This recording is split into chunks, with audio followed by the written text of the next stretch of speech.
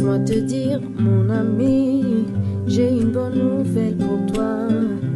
Plaire aux hommes pendant que l'homme te déçoit, ça ne sert à rien. Je connais quelqu'un pour toi. Il ne regarde pas à l'apparence, mais il veut ton cœur. Celui de qui je te parle a donné sa vie pour toi. Il a supporté l'injustice pour nous justifier.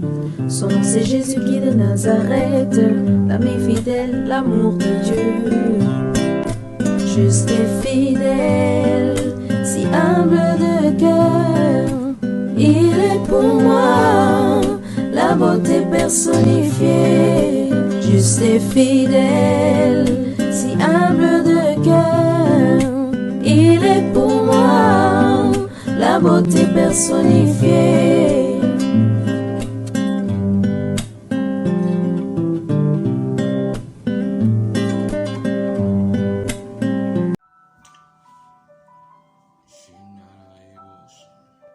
Shalom, shalom, peuple de Dieu. Nous sommes là pour donner encore cette part au Seigneur. N'oublions pas, la Bible déclare racheter le temps car les jours sont mauvais. Nous rachetons le temps parce que nous savons que un jour nous n'aurons plus assez d'heures. Il arrive le temps où la porte se ferme très vite et souvent c'est lorsqu'on a toujours pensé avoir le temps. C'est de là que par l'habitude est née l'expression « si je savais ». Si je savais est l'expression en fait d'un homme qui vient de rater une opportunité qu'il avait la possibilité de faire avant. On n'utilise pas le « si je savais » si lorsque voilà, on n'avait pas cette possibilité de l'exécuter. Mais c'est lorsque la tâche est finalement arrivée à échéance que là on s'est dit « ah tiens, j'avais la possibilité de faire quelque chose de différent. J'avais la possibilité d'agir d'une autre manière, mais je n'ai pas profité de cette opportunité-là. Et voilà qu'aujourd'hui, cette opportunité est ratée. Et donc aujourd'hui, nous voulons éviter de rater l'opportunité que Dieu nous donne, la grâce que Dieu nous fait, c'est-à-dire celle de rentrer dans la présence de Dieu et d'annoncer la parole, l'évangile aux gens, à plusieurs personnes. Pour nous, c'est fondamental, toutes ces choses, et nous voulons profiter, nous voulons nous y atteler à annoncer la parole de Dieu à plusieurs personnes, parce que nous savons combien ça peut être important. Notre sujet du jour s'intitule « Dieu d'Europe, tradition d'Afrique ». Un prétexte, Dieu d'Europe, sinon Dieu d'Afrique.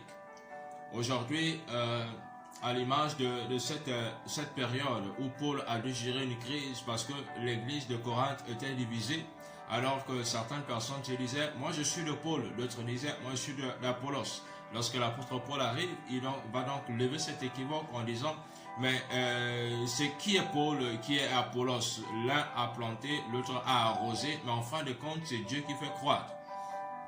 Alors les gens beaucoup de personnes vont dire comme ça que Dieu, la Bible revient d'Europe et donc nous avons en Afrique ici nos traditions.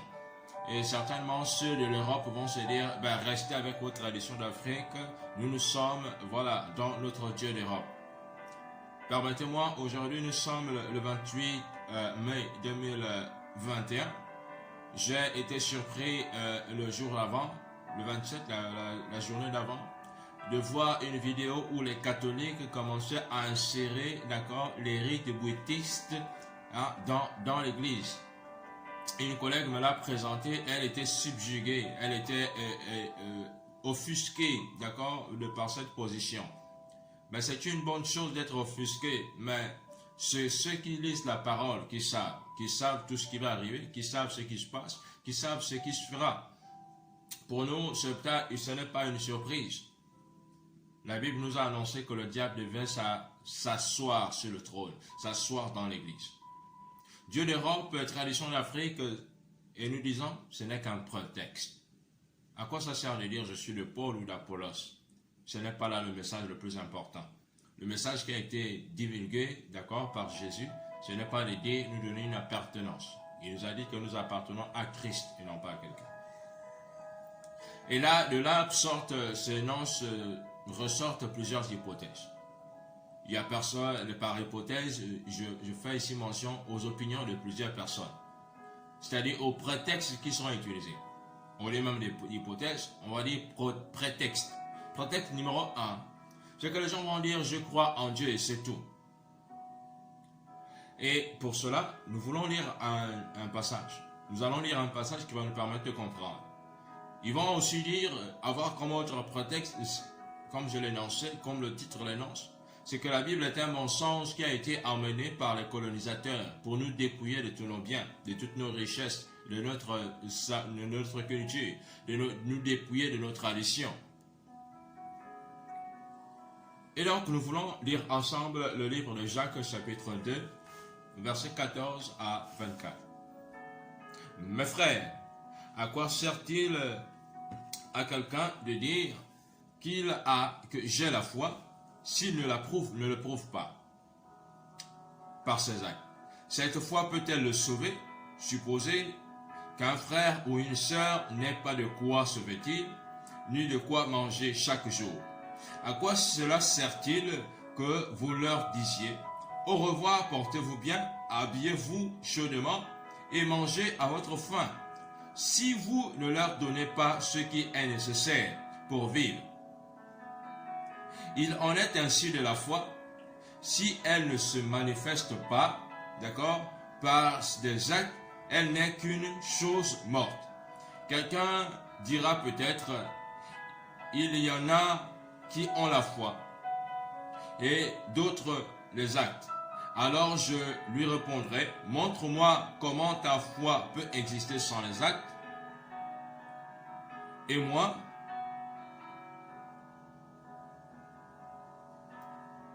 donc, quant à moi, je te prouverai ma foi par mes actes. Tu crois qu'il y a un seul Dieu?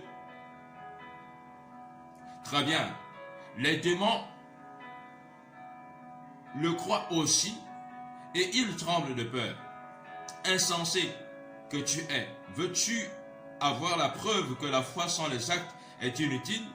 Comment Abraham, notre ancêtre, a-t-il été reconnu comme juste par Dieu? À cause de ses actes, parce qu'il a offert son fils Isaac sur l'autel. Tu le vois, sa foi et ses actes agissaient ensemble. Sa foi est parvenue à la perfection en raison des actes qui l'accompagnaient. Ainsi c'est réalisé ce que dit l'Écriture. Abraham eut confiance en Dieu et Dieu le considéra comme juste en tenant compte de sa foi. Et Dieu l'appela son ami. Vous le voyez donc, un être humain est reconnu comme juste par Dieu à cause de ses actes et non pas uniquement à cause de sa foi. Dieu d'Europe, tradition d'Afrique. Un prétexte. Aujourd'hui, par la lecture de ce texte, je ne vois en rien ce qui devrait m'amener à rejeter la Bible, au motif qu'elle reviendrait d'Europe. C'est une parole de sagesse. C'est une parole qui nous amène à avoir une bonne attitude. Même nous avons l'impression, sans même avoir lu la parole, que ces éléments-là sont à l'intérieur. Voilà pourquoi le commun des mortels a utilisé un mot qu'on appelle non-assistance en personne en danger. Ça veut dire qu'aujourd'hui, si je vois mon frère dans une situation délicate, c'est de mon ressort de porter secours. Si je ne le fais pas, je suis même poursuivable par la loi, d'accord, de ma nation, par la loi de mon pays. À combien plus forte raison poursuivi par la loi de Dieu?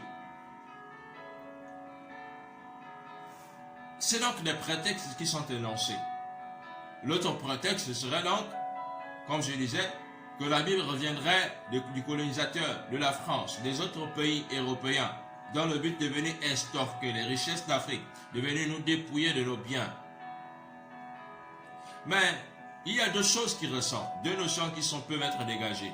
Il y a la notion de tradition et il y a la notion de religion.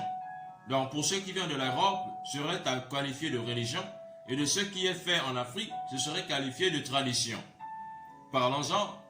C'est quoi la tradition? C'est quoi la religion? Pour moi aujourd'hui, les deux mots ne sont pas forcément comparables, mais je dirais que c'est l'un dans l'autre. S'il y a religion, il y a tradition. Aujourd'hui donc, le mot diffère, le mot change en fonction de l'endroit où on se trouve. Ce n'est qu'une simple manière de parler. Mais dans le fond, ce sont les Blancs qui ont choisi de dire tradition. Ce sont les gens qui ont choisi de dire bonjour, alors que nous on dit mbolo. Mais tout en soi reste une salutation. Alors la tradition, c'est l'action de livrer, de transmettre. Donc toute transmission est appelée tradition. La tradition chez nous, c'est de transmettre. Donc la transmission générationnelle. Lorsque j'ai une connaissance, si je la transmets de génération en génération, alors si dans ma famille aussi, tout le monde travaille dans la société familiale, on va dire que c'est une tradition chez nous. Donc c'est quelque chose, c'est une action qui est répétée. La tradition donc c'est une répétition d'actes de génération en génération. Donc si je mange tous les jours à 9h et que tous mes enfants mangent à 9h, donc manger à 9h devient une tradition. Bien évidemment, la répétition des actes, on la retrouve, que ce soit en Afrique, en Asie, en Amérique, en Europe, dans tous les continents, on retrouve bien la répétition d'actes, la répétition d'actions, la répétition de mouvements, la répétition de principes. Donc c'est ce qu'on va qualifier donc de tradition. Alors que la religion, pour son compte, ce sera le respect des esprits. Le respect, d'accord, l'appartenance au rite, c'est-à-dire l'ensemble des pratiques culturelles, l'ensemble des pratiques religieuses. Donc l'ensemble des pratiques qui nous connectent, d'accord, au spirituel, au monde spirituel. Donc la religion, c'est un contact, donc c'est un ensemble d'actes, d'accord, qui me connecte, d'accord, au royaume des cieux. Mais lorsqu'on parle de tradition d'Afrique, la tradition d'Afrique ne nous connecte pas à quelque chose de terrestre. Ceux qui sont en Afrique, qui appliquent les traditions, ont envie de nous dire qu'ils sont connectés à Dieu, mais par le biais de leurs propres actes. Mais rassurez-vous, donc ils sont dans une forme de religion. Le Gwiti est une religion. Le Ndjobi est une religion. Catholique est une religion. Et il y en a encore bien d'autres de religions. Parce que c'est un ensemble de rites, un ensemble d'actes, de pratiques qui nous connectent avec le monde spirituel, alors que nous sommes dans le monde physique. Donc, qu'on ait affaire à un bouddhiste, qu'on ait affaire à un franc-maçon, nous sommes donc et la franc-maçonnerie, la rose-croix et toutes les pratiques qui existent, le Ndjobi, le bouddhiste, ce sont donc tous des religions. Donc, un bouddhiste ne me dise pas que ce qu'il fait n'est pas une religion, parce que la religion, c'est l'ensemble, c'est l'appartenance aux pratiques de culte. Alors, pour mieux le comprendre, pour ceux qui utilisent cet argument comme prétexte, lisons ensemble le livre de Jacques. C'est un livre qui nous intéresse, chapitre 1, le verset 25. Le verset 25 à 27. Nous lisons, « En revanche, il y a celui qui examine attentivement la loi parfaite, qui nous procure, d'accord, qui nous procure la liberté. Et il s'y attache fidèlement, il ne se contente pas de l'écouter pour l'oublier ensuite, mais il la met en pratique. Eh bien, celui-là, il sera béni dans tout ce qu'il fait. Si quelqu'un croit être religieux et ne sait pas maîtriser sa langue, il se trompe lui-même. Sa religion ne vaut rien. Voici ce que Dieu, le Père, considère comme religion pure et authentique. S'il y a une religion pure et authentique, ça veut dire qu'il y a aussi des religions qui sont impures et non authentiques. Voici donc ce que Dieu, le Père, considère comme religion pure et authentique, c'est-à-dire prendre soin des orphelins et des veuves dans leur détresse, se garder de toute tâche due à l'influence de ce monde. Donc, s'éloigner du péché, c'est donc une tâche, d'accord, religieuse, c'est donc la religion que Dieu agrée. Ça veut dire qu'aujourd'hui, il y a plusieurs religions qui ne sont pas agréées par Dieu, mais qui sont simplement la manifestation d'un besoin, d'une satisfaction personnelle. Ici, rassurez-vous, je fais aussi allusion à certaines personnes qui ouvrent des églises, mais qui font de ces églises-là des religions impures et non authentiques. Je ne suis pas en train d'indexer seulement ceux qui sont à l'extérieur de l'église, ceux qui n'ont pas encore donné la vie à Christ. Mais même ceux qui ont donné la vie à Christ, il y a des personnes qui ont une mauvaise religion. Donc aujourd'hui, la religion se trouve en Afrique, la religion se trouve en Europe. Mais pour ceux qui utilisent des prétextes pour ne pas donner leur vie à Christ, j'ai simplement envie de leur dire que on a affaire ici à des personnes qui contestent la parole sans même l'avoir consultée. Avant de rejeter quelque chose, il faut l'éprouver. Avant de condamner quelqu'un, il faut au moins avoir le témoignage de 2 ou 3 personnes. Mais il n'y a pas un meilleur témoin que nous-mêmes. La Bible dit, et vous recevrez une puissance, le Saint-Esprit survenant sur vous, et vous serez mes témoins à Jérusalem, dans la Judée et jusqu'aux extrémités de la terre. Il faut être soi-même le témoin de ce qu'on avance comme propos. Ne vous basez pas sur les paroles des autres, sur les prédictions des autres pour rater le royaume des cieux. S'ils ont dit que Jésus n'existe pas, ayez l'amabilité d'examiner vous-même, d'essayer vous-même de chercher pour voir si cette assertion est vraie ou fausse. Parce qu'une assertion, une hypothèse peut soit être vérifiée, soit être invalidée. Donc aujourd'hui, si vous arrêtez sur les hypothèses, si vous arrêtez sur les prétextes des autres pour rater le royaume des cieux, c'est vraiment dommage. Alors, avis à ceux-là qui, d'accord, avis aux détracteurs de la parole, avis à ceux-là qui sont réfractaires à la parole, ceux qui énoncent plusieurs prétextes pour ne pas donner leur vie à Christ, comprenez simplement que la Bible que nous avons, dit-on, qui a été emmenée par les Blancs, nous relate bien un ensemble d'histoires. Mais dans son fond, lorsque nous allons regarder la parole de Dieu, nous allons constater que, ah tiens, il semblerait que cette parole-là nous parle beaucoup plus de l'Afrique.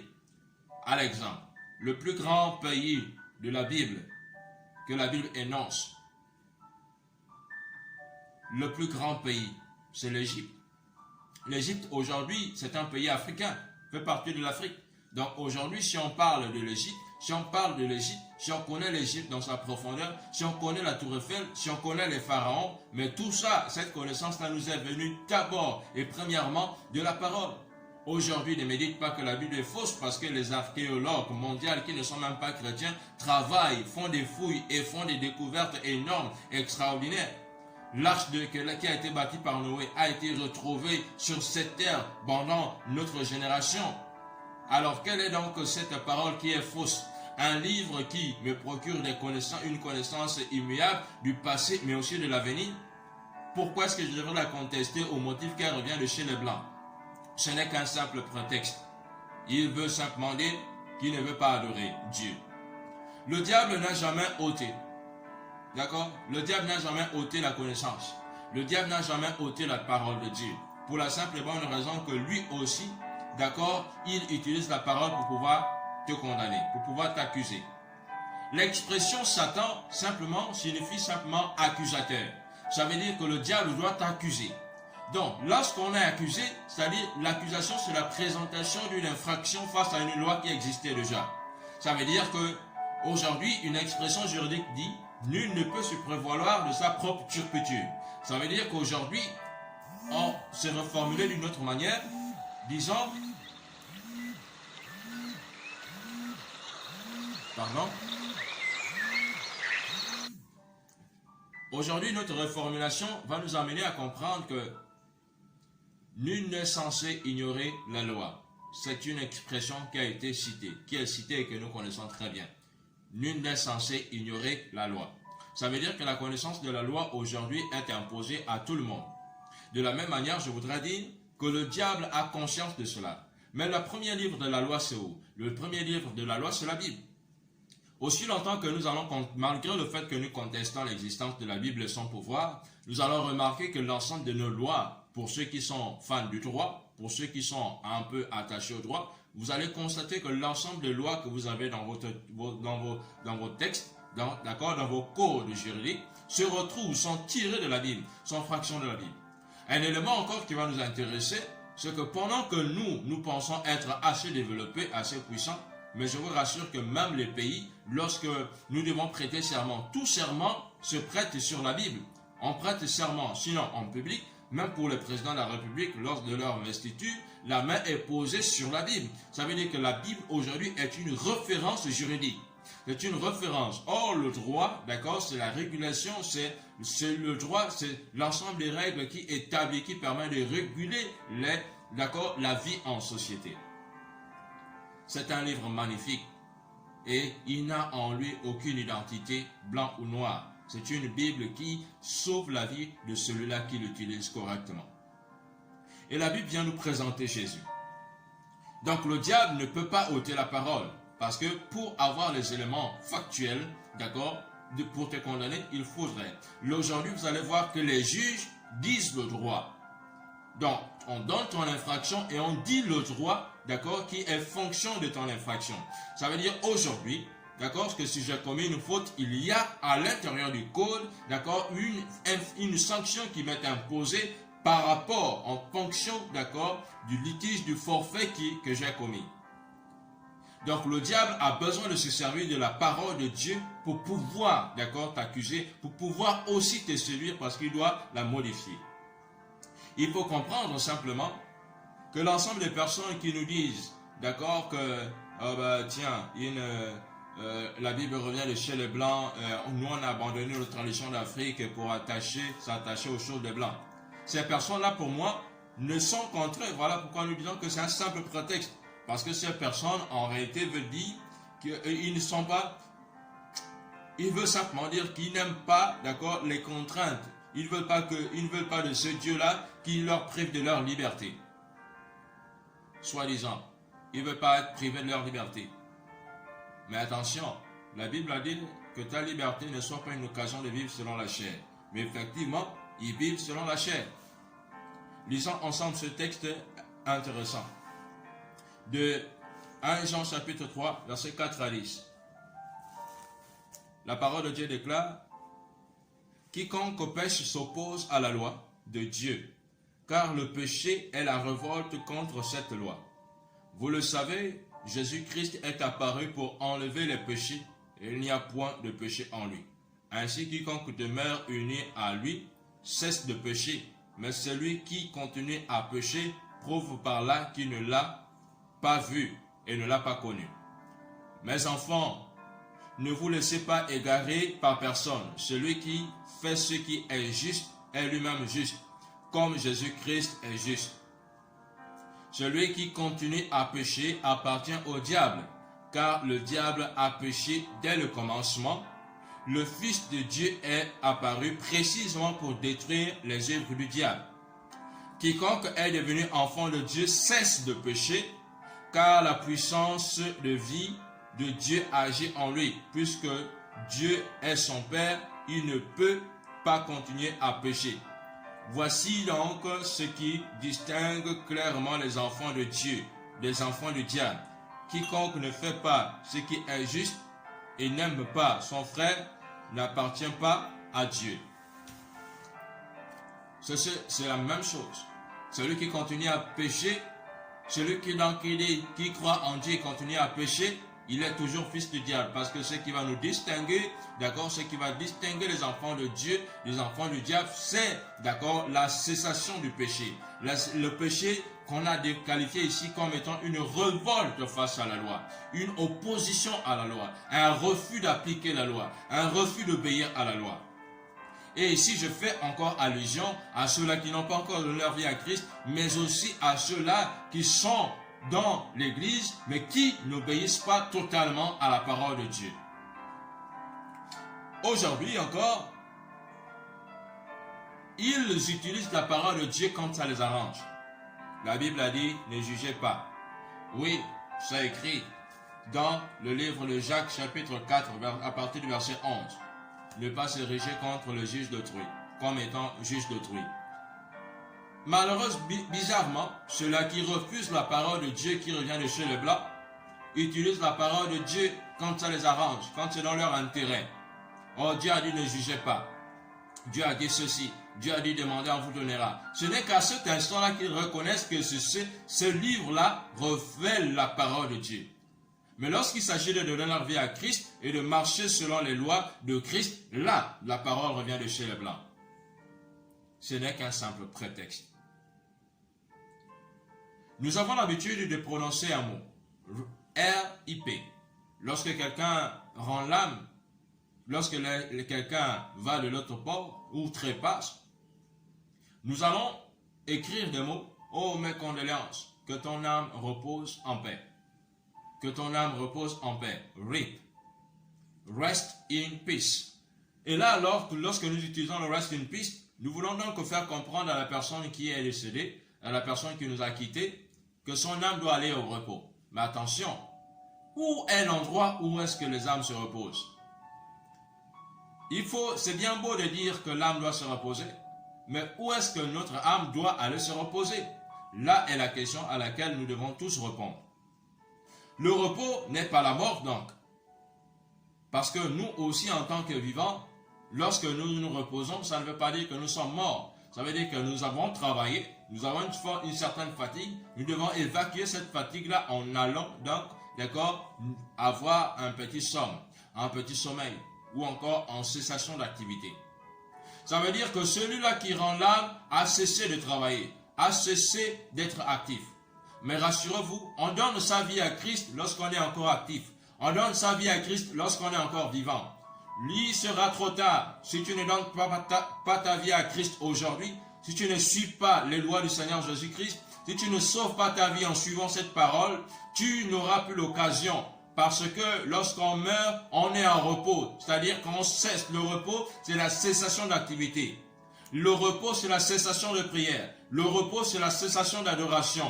Attention, nous n'avons pas assez de temps pour donner notre vie à Christ. C'est le moment, fais-le, n'hésite pas. Viens à Christ. Celui qui entend, la Bible déclare que mes brebis entendent ma voix et me suivent. Suis la parole de Dieu, viens à Christ. Donne ta vie à Christ. Le temps est en train de passer. Le rest in peace, nous n'allons pas tous être en repos. Il y a une zone de repos après la mort, mais il y a aussi une zone de tourment. Le repos n'est pas donné à tout le monde. Ce ne sont pas tous qui meurent qui vont se reposer. S'ils n'ont pas marché selon les voies de Christ, ils n'iront pas se reposer. Aujourd'hui, tu es homme. As-tu bâti une maison après la mort où tu iras te reposer? Non. Tu ne connais pas de quoi sera fait le lendemain. Mais aujourd'hui, il y a un seul livre. Il y a un seul chemin qui te présente l'opportunité d'avenir. Même la franc-maçonnerie ne te dit pas ce qui adviendra de toi après la mort. Mais seule la Bible, seul Jésus-Christ nous a révélé ce qu'il y avait après la mort. C'est pourquoi aujourd'hui, je vais te partager cette espérance. Donne ta vie à Christ, car aujourd'hui, tu as la possibilité d'avoir l'espérance qu'après la mort, tu seras en repos. Le rest in peace n'appartient pas à tout le monde, n'est pas donné à tout le monde. Le rest in peace est donné à ceux-là qui obéissent à la parole, qui marchent selon la loi et les règles établies par Dieu. Le repos, ce n'est pas la mort. Celui qui l'atteste est en train d'attester. Celui qui prononce de sa bouche rest in peace, repose en paix. Celui-là est en train de dire qu'il y a une vie après la mort. D'autres vont aller même plus loin. Et pourtant, ils contestent la véracité de la parole de Dieu, de la Bible. Mais ils vont quand même dire, oh Dieu, prends son âme, prends son âme. Donc, on est quand même conscient que notre âme doit aller quelque part, que notre âme doit aller auprès de Dieu. Mais ce Dieu-là est en train de dire, attention, ce ne sont pas tous qui me disent Seigneur, Seigneur, qui entreront dans le royaume des cieux. Ça veut dire qu'il y a des âmes qui seront à l'extérieur de Dieu, qui seront loin de Dieu. Il dira ce jour-là, retirez-vous de moi, je ne vous ai point connu. Attention, toutes les âmes n'iront pas chez Dieu. Toutes les âmes n'iront pas chez Dieu. Il y a des âmes qui seront rejetées par Dieu. Aujourd'hui, donc, je te donne l'opportunité de revenir, de donner ta vie à Christ, de marcher avec Christ, de t'attacher à Christ. Une histoire de blanc, mais pourtant dans ton fort intérieur. Généralement, ces discours sont annoncés lorsqu'on est en public. Mais dans ton fort intérieur, tu sais, tu as la conviction qu'il y a un Dieu qui existe. La conviction que ce Dieu existe là. Lorsqu'on observe la nature, lorsqu'on observe l'agencement des choses dans le monde, on comprend bien que cela n'est pas l'œuvre d'un homme.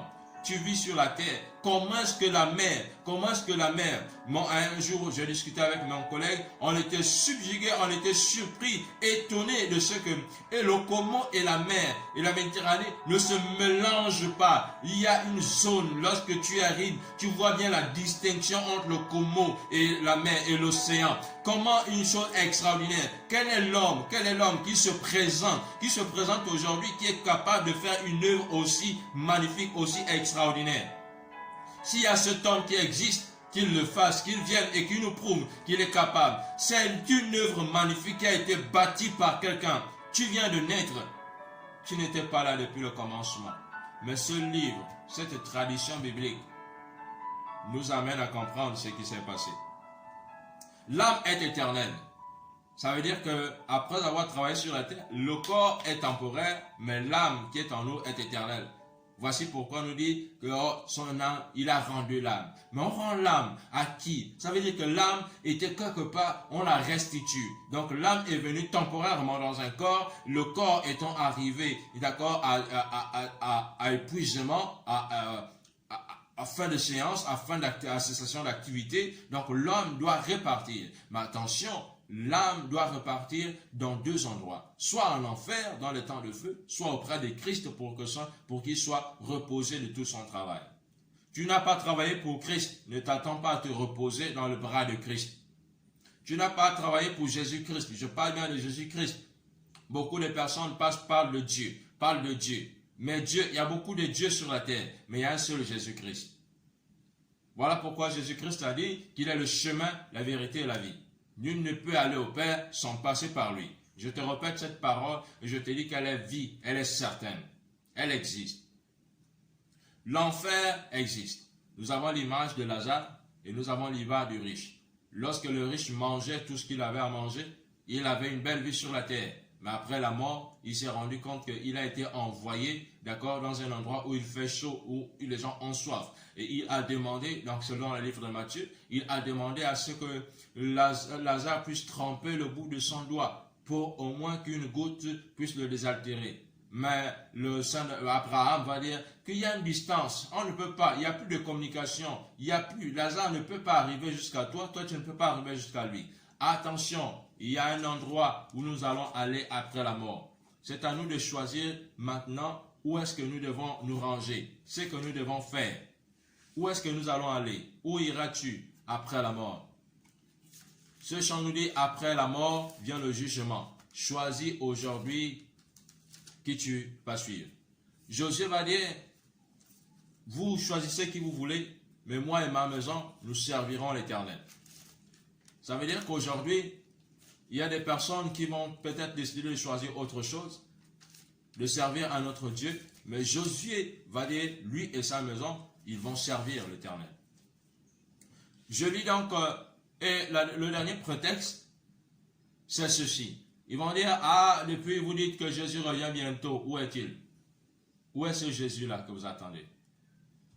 Mais nous comprenons donc que le Jésus qu'ils attendent va arriver. Et certaines personnes se croient déjà connaître beaucoup de choses, alors qu'ils ne connaissent pas beaucoup. Lisons ce texte ensemble.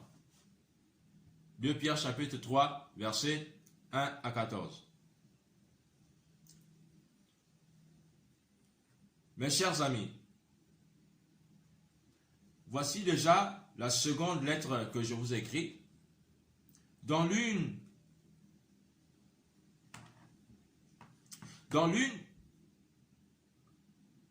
et l'autre, j'ai voulu éveiller en votre esprit des pensées saines par tout ce que je vous y rappelle. Je désire que vous vous souveniez des paroles prononcées autrefois par les saints prophètes et du commandement de Dieu, du Seigneur et Sauveur, transmis par vous, par vos apôtres. Sachez avant tout que dans les derniers jours apparaîtront des gens qui vivront selon leurs propres désirs. Ils se moqueront de vous et diront, il a promis venir, n'est-ce pas? Eh bien, où est-il? Nos pères sont déjà morts, mais tout reste dans le même état que depuis la création du monde. Ils oublient volontairement ceci. Il y a longtemps, Dieu a créé le ciel et la terre par sa parole. La terre a été séparée de l'eau et formée par l'eau. Et c'est également par l'eau, celle de la grande inondation, que le monde ancien a été détruit à l'époque de Noé. Quant au ciel et à la terre actuelle, la même parole de Dieu les tient en réserve pour le feu qui les détruira. Ils sont gardés pour le jour du jugement et la ruine des pécheurs. Mais il est une chose que vous ne devez pas oublier, mes chers amis, c'est que pour le Seigneur, un jour est comme 1000 ans, et 1000 ans sont comme un jour. Le Seigneur ne tarde pas à réaliser sa promesse, comme certains le pensent, mais il use de patience envers vous, car il veut que qui que ce soit aille à sa perte. Il ne veut pas que qui que ce soit aille à sa perte. Au contraire, il veut que tout ait l'occasion de se détourner du mal. Cependant, le jour du Seigneur viendra comme un voleur, et en ce jour, le ciel disparaîtra avec un fracas effrayant, et les corps célestes seront détruits par le feu. La terre, avec tout ce qu'elle contient, cessera d'exister, puisque tout va disparaître de cette façon. Comprenez bien ce que vous devez faire. Il faut que votre conduite soit sainte et marquée par l'attachement à Dieu. Vous devez attendre le jour du Seigneur en faisant tous vos efforts pour qu'il puisse venir bientôt. Ce sera le jour où le ciel cessera de détruire par le feu, et tous les corps célestes se fondront dans la chaleur des flammes. Mais Dieu a promis un nouveau ciel et une nouvelle terre où la justice habitera, et voici ce que nous attendons. C'est pourquoi, mes chers amis, en attendant ce jour, faites tous vos efforts pour être purs et irréprochables aux yeux de Dieu et pour être en paix avec lui. Que Dieu bénisse sa parole. C'est donc ici l'évangile que nous avons reçu de Christ. Quand je lis ce texte-là, c'est un espoir. Ce texte-là ne me parle pas de blanc, ne me parle pas de noir, ne me parle pas d'Europe, ne me parle pas d'Afrique. Aujourd'hui, les traditions africaines vers lesquelles nous courons, vers lesquelles nous appuyons, ce sont les traditions dans lesquelles nous sommes en train de sacrifier, où on voit nos frères et sœurs en train d'aller déterrer les corps, les ossements humains. À quoi ça sert? Pourquoi cette souffrance? Pourquoi cette torture? Nous refusons les exigences de la Bible, mais la Bible, c'est la loi, le code civil, c'est le code pénal. La Bible n'est rien d'autre que ça. Quelles sont les tracasseries, quelles sont les complications qui se trouvent dans la Bible pour que nous puissions rater le royaume des cieux? Non, jeûner et prier, nous avons tous besoin. Même en médecine, on te dit que si tu dois faire la glycémie, il ne faut pas que tu manges. Tu dois rester à jeun. Non, les jeûnes, les prières, nous le faisons tous. Si tu es capable d'aller déterrer un corps humain, les ossements, à combien plus forte raison faire ce qui est léger, ce qui est doux? Il dit mon fardeau est doux et léger. Que les brebis, que ceux qui ont les oreilles entendent ce que l'Esprit dit à l'Église, que ceux qui ont les oreilles donnent leur vie à Christ maintenant. Si tu trouves que cette vidéo t'encourage, te fortifie, n'oublie pas de fortifier aussi quelqu'un d'autre. Partage cette vidéo et n'oublie pas de t'abonner à la chaîne, d'accord, que tu verras en bas, James Sebrefa Lembumba. James Baker Lembumba. Et abonnez-vous à la chaîne, partagez au maximum afin que nous ayons la possibilité de pouvoir agir, d'avoir des directs sur plusieurs plateformes. Il y a des exigences qui sont imposées par YouTube, d'avoir 1000 abonnés, d'avoir ceci et cela. Nous voulons propager la parole de par le monde. Il n'y a pas de restrictions d'âge ou de pays avec ces vidéos. C'est la parole de Dieu qui est utile à tout le monde. Je te bénis, que Dieu te bénisse. Que la grâce et la faveur divine soient sur toi. À toi qui n'as pas encore donné ta vie à Christ, je t'appelle, je lance un appel à toutes ces personnes-là. Venez, contactez-moi et nous allons faire une prière de repentance. Et nous allons, si vous avez besoin d'aide dans ce sens, appelez-nous, contactez-nous au 066 75 42 10 du pays, le Gabon, indicatif plus 241. Et nous allons pouvoir comme ça nous connecter à Christ. Que Dieu vous bénisse et à bientôt.